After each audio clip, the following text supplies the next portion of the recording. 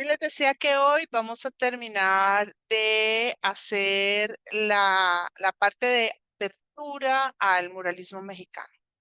Estábamos viendo la primera vez que hay unos antecedentes muy importantes. Voy a cambiar la luz, perdón, un segundo.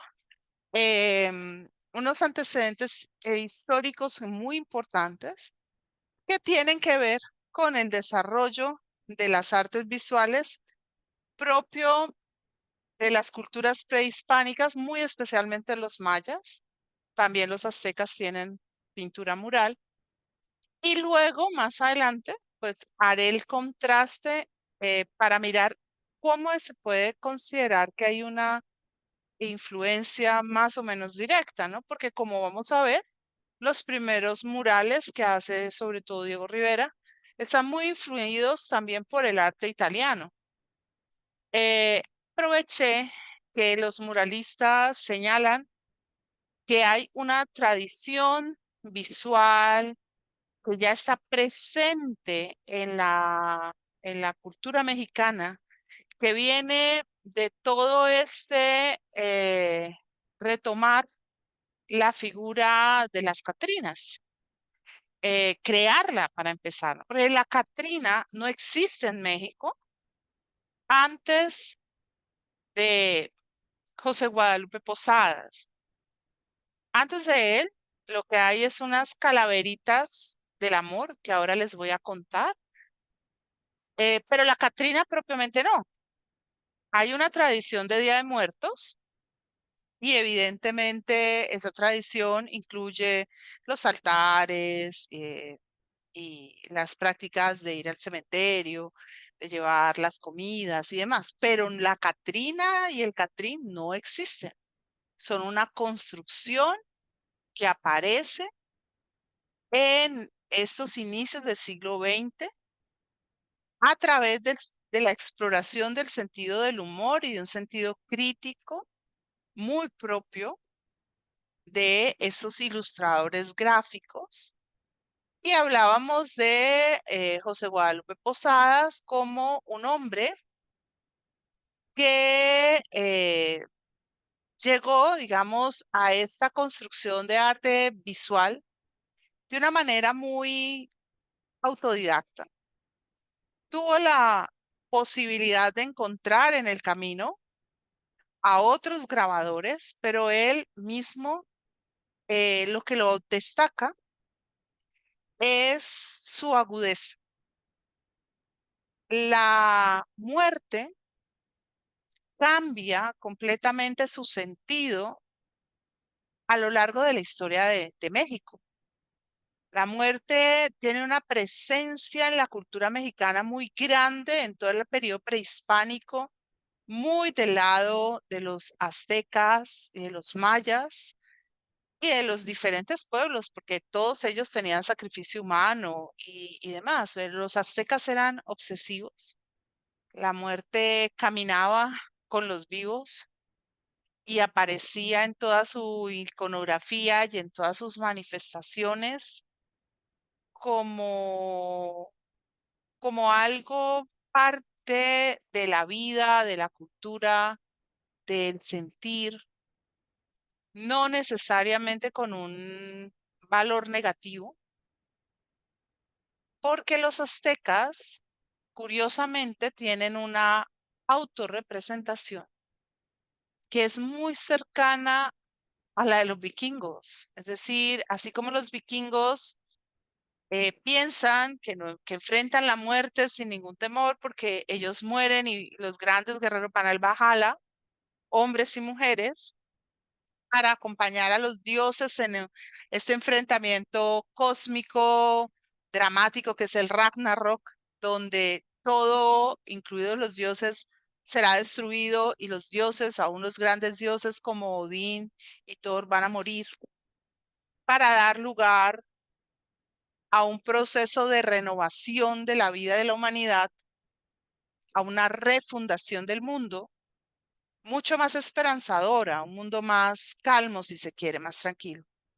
Pero la muerte en la cultura vikinga original es una fiesta, ¿no? algo frente a lo que no hay esa sensibilidad aterradora o estremecedora o angustiante que puede existir en otras culturas. Los aztecas sienten lo mismo. Los aztecas tienen su mito fundacional alrededor de la figura de Huitzilopochtli, un dios sol que nace de la unión de su madre, Cuatlicue, con un plumón de un colibrí, es decir, con el cielo, cuando ella está sirviendo en el templo para expiar el asesinato de su esposo, al que ella ha matado porque lo ha descubierto en una infidelidad. Y como Huitzilopochtli nace y ya ella no tiene marido, los otros hijos que ella ha tenido antes, que son la luna y todas las estrellas, vienen a vengarse de ella y a matarla. Y en eso Huitzilopochtli aparece como un guerrero completamente maduro, toma, empuña las armas y se lanza al combate contra la oscuridad. Y los aztecas piensan que todos los guerreros que ellos toman de otros pueblos y sacrifican en el altar de Huitzilopochtli, así como ellos mismos cuando mueren en combate, van a ir a ser parte del séquito de guerreros que van a apoyar a este dios sol para evitar que las tinieblas cubran el mundo.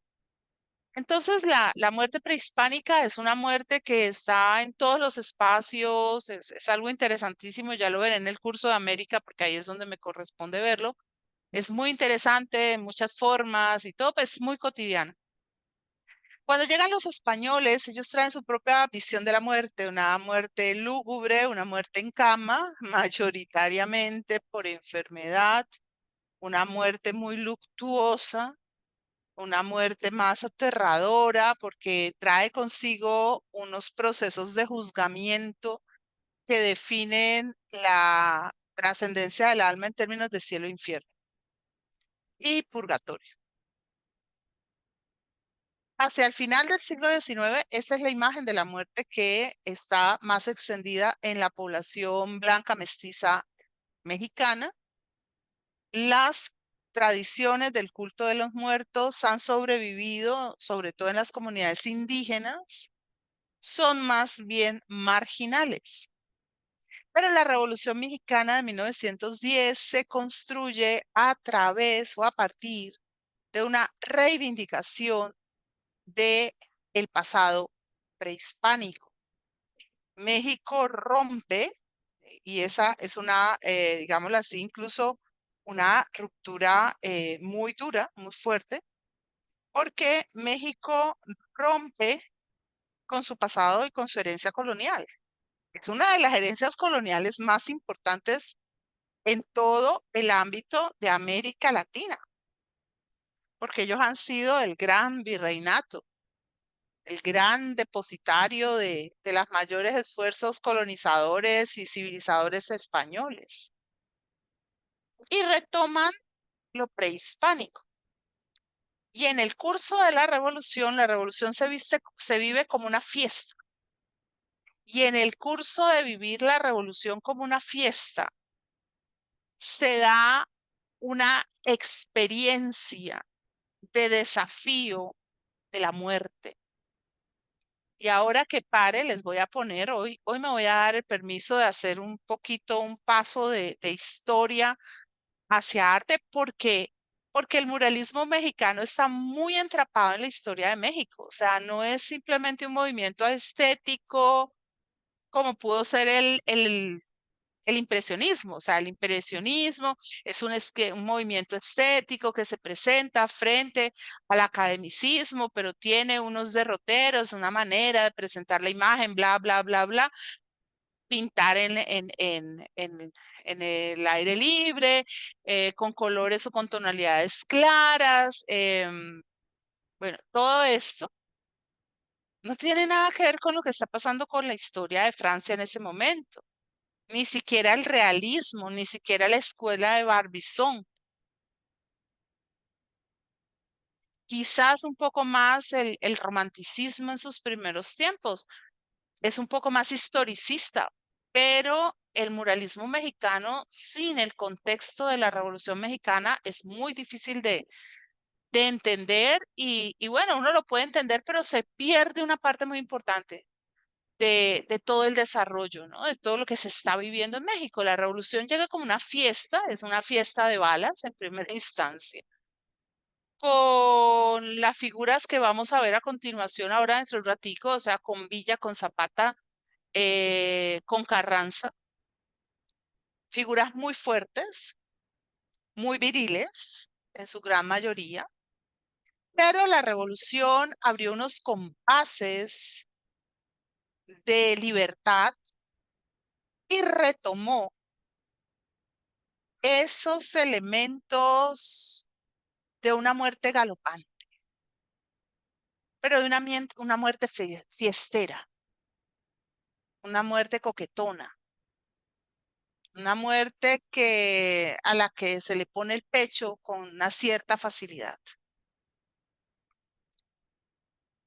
Y en medio de unas y otras, esta muerte que está en los supuestos de los corridos, y ya se los voy a poner, o sea, sobre todo de piedra de ser la cama, de piedra la cabecera, la mujer que a mí me quiera me ha de querer de a veras. Ahora se los voy a poner, les voy a poner dos o tres corridos, pero es que no se los puedo poner sino cuando pare la grabación y quiero ir un poquito más para hacer un solo corte y ponerles unas cuantas cosas, porque ustedes ya saben, no lo puedo grabar por razones de después poder mandar la foto en formato, la clase en formato YouTube y no, que no me no me molesten. Entonces, em, esta muerte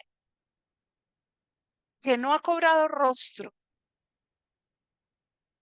que no ha vuelto a expresarse públicamente, que no ha vuelto a mostrarse como un ser del común, que sigue allá en las iglesias, en los cementerios, ¿no? En los altarcitos de Día de Muerto. Esta muerte se caracteriza y se desarrolla icónicamente a partir de la presencia de ese señor, José Guadalupe Posadas, que, como vamos a ver, no es el primero en hacer ese tipo de representación. Él sigue a Manuel Manila, o Manilla, que lo vamos a ver también. Yo ahorita que ponga el corrido hoy les traigo el libro y se los muestro, que ya había trabajado previamente la imagen a través de lo que eran las calaveritas del amor. La calavera que crea Posadas originalmente se llama la calavera garbancera,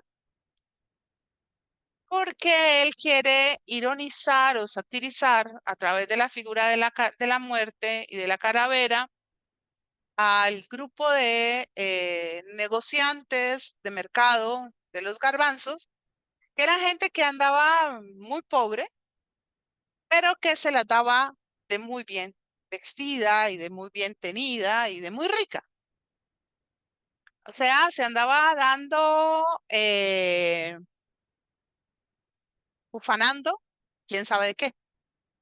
Igualmente pasa con el Catrín y la Catrina, ¿no? El Catrín y la Catrina son personalidades de finales del siglo XIX, gente que vive muy a la moda. Andar a la moda es andar Catrín o andar Catrina.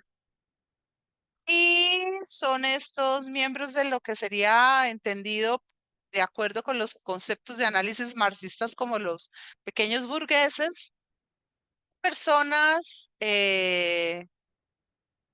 aún de la burguesía que se las daban de mucho café con leche, diríamos nosotros. Bien, entonces José Guadalupe Posada es esa pluma que capta las condiciones propias de la vida del común. Retoma las historias de la vida cotidiana, el silencio, de la marginalidad, la tragedia, el dolor, la risa, la sorna, la miseria, el llanto, el placer, la vida, la muerte, el blanco, el negro, el pecado, el amor, y construye con ellas algo que podemos llamar lo mexicano o la mexicanidad. Y aquí lo estamos viendo, ¿no? O sea, son las calaveras que andan muy vivas y algunas muy aparejadas con personajes muy identificables de la política o de la escena pública mexicana. Y su obra trasciende porque se vuelve una obra muy universal y logra, por tanto, llegar a tocar a muchas personas y a servir para que muchas personas se identifiquen, pero también para que las personas capten la realidad, ¿no?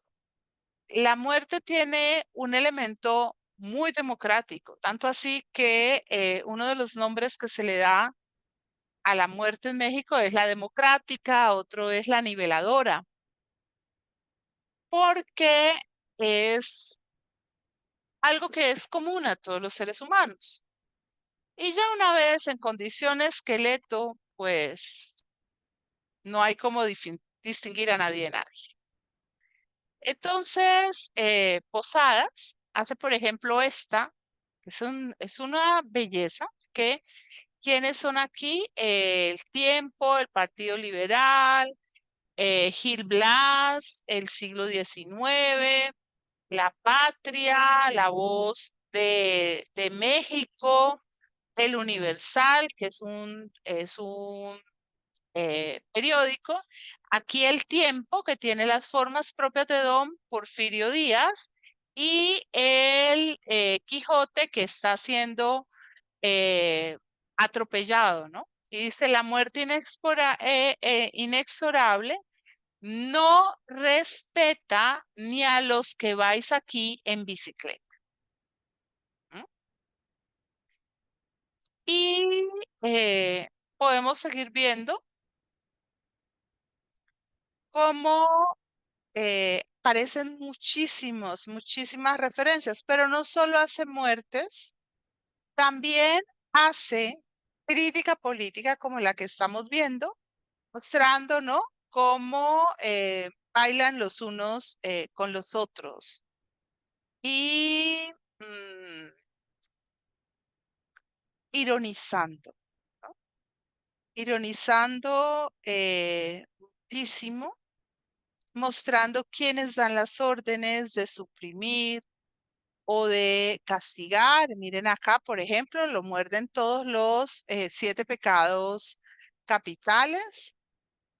Ahí vemos a la muerte como uno de los jinetes del Apocalipsis. eh, Cómo va pasando lento el tiempo, la crisis que la bajaron de el tren que iba a La Porra y así sucesivamente. No hay quien se pueda escapar de la pluma irreverente, transgresora de José Guadalupe Posadas. Conste que a pesar de ser muy popular la obra de Posadas, esta obra no lo hizo rico, ¿no? Aquí vemos la calavera garbancera, que es la antecesora de la Catrina. La Catrina de Posadas se distingue de Catrinas posteriores en que es puro hueso, no va vestida, solamente lleva el sombrero, ¿no? Después de Posadas, pues siguieron muchos otros artistas también que usaron ya y que retomaron la calavera como un elemento importante dentro del desarrollo estético. Voy a ver las calaveras antes de Posada y después voy a parar. Como les decía, antes de Posada, Posada no fue el primero en dibujar las calaveras. Antes de Posadas hay otro grabador, también igualmente, digamos, anónimo y muy desconocido, que fue Manuel Álvarez Manilla. Este hombre fue, se puede decir, el padre de estas manifestaciones. Y él, antes que nadie, empieza a advertir a lo largo y ancho de su representación los, el proceso de la revolución que se está empezando a desarrollar, especialmente a través de la figura de Emiliano Zapata. Él conoce a Posadas en el taller de Antonio Vanegas Arroyo y allí, digamos, como que comparten esta manera de desarrollar lo gráfico. Trabajan haciendo todo tipo de encargos, papeles de anuncios, panfletos, cosas para, digamos, que le llegaban a la imprenta. Entre ellos, los anuncios de negocios como el Globo, vinos y licores importados o la botica elegante. Es muy interesante porque en Manillas hay ya esa mirada de la calavera mucho más allá, ¿no? Y crea, por ejemplo, representaciones como esta, donde la Torre Eiffel aparece hecha a punta de puros huesos y calaveras. Y, sin embargo, las primeras calaveras que él crea son las llamadas calaveritas del amor. Eran unas calaveras alegres, fiesteras, y estaban acompañando un poemario que se llamaba así, Calaveritas del Amor, y que hablaba de cómo los huesudos em, dejaban, digamos, su mundo, su realidad, para ir a acompañar a las personas que andaban afligidas en la vida por desamores y pasiones. Aquí lo ven, ¿sí? Entonces, el poemario se hizo muy popular. Las personas lo encargaban para la celebración del Día de los Muertos. Y empezaron a crearlos con el propósito de mostrar como un consuelo, ¿no? A las personas que estaban sufriendo eran algo que pasó de mano en mano y de boca en boca. Y fue, digamos, algo muy extendido. Finalmente, José Guadalupe Posadas heredó las calaveritas de Manila y finalmente serían las calaveras de Posadas, también llamadas como calacas, las que se volverían más conocidas, más famosas y demás.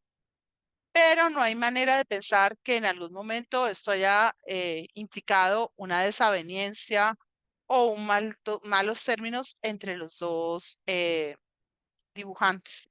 Esta, por ejemplo, es una calavera de Manila que mucha gente cree que es de Posadas, pero no. ¿Mm? Es de Manila, ¿sí? Bien. Antes de seguir con el doctor Alt, que es el otro que va a influir enormemente la llegada de, digamos, del muralismo, voy a darme la licencia que les dije, le voy a poner unas cositas para que las escuchemos. Pero me toca parar de